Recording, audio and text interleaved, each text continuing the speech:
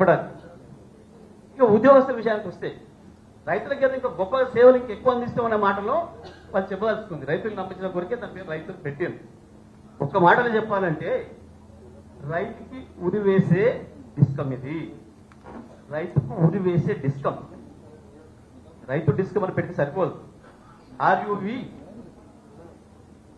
అని పెట్టాలి. రైతుకు ఉరి వేసే డిస్కం ఇది. ఒక మాట చెప్పాలంటే ఎట్లా సర్వీస్ ఇస్తారండి? ఇవాళ దాదాపు 13,000 మంది సర్వీసెస్ అందిస్తున్నారు కింద గ్రామీణ స్థాయిలో, క్షేత్రస్థాయిలో. వాళ్ళ ప్లేస్ లో 13,000 మందిని తీసేసి 1,000 మందిని ఇచ్చి ఉద్యోగస్తులను 1,000 మందిని ఇచ్చి 13,000 మంది పనిచేసే చోట ఉరకమంటే 30 లక్షల మంది కన్జ్యూమర్స్ ఫోన్ చేస్తుంటారు. 30 లక్షల మంది కన్జ్యూమర్స్ కి 1000 మందిని ఆన్సర్ చేయమంటే, ఆన్సర్ అంటే ఫోన్ మీద ఆన్సర్ చేసేది కాదు, ప్రాక్టికల్ వెళ్ళాలి.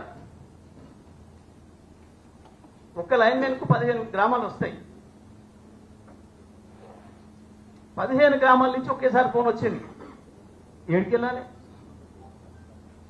దగ్గర ఉన్న గుడి చూసి దాన్ని పెట్టుకుని కూర్చోవాలి, అంతే. పూజ చేస్తున్నాం. ఎవరి దగ్గరికి వెళ్ళలేడు, ఎక్కడ అటెండ్ చేయలేడు. వాళ్ళ లెక్క ప్రకారమే దాదాపు 5 లక్షల DTRలు వీళ్ళకి వస్తాయి. 1000 మంది కేవలం 5 లక్షల DTRలను 30 లక్షల సర్వీసెస్ ని అడ్రస్ చేయడం అనేది మానవ మాత్రమైన పనేనా? సాధ్యమైతా? ఇప్పటికే వాళ్ళు మొత్తుకుంటున్నారు, మాకు ఇంకా సరిపోయేంత మంది ఎంప్లాయీస్ లేము, మాకు వర్క్ లోడ్ ఎక్కువ ఉంది, అపాయింట్మెంట్ చేయండి కొత్తలని చెప్పి వాళ్ళు మొత్తుకుంటున్నారు.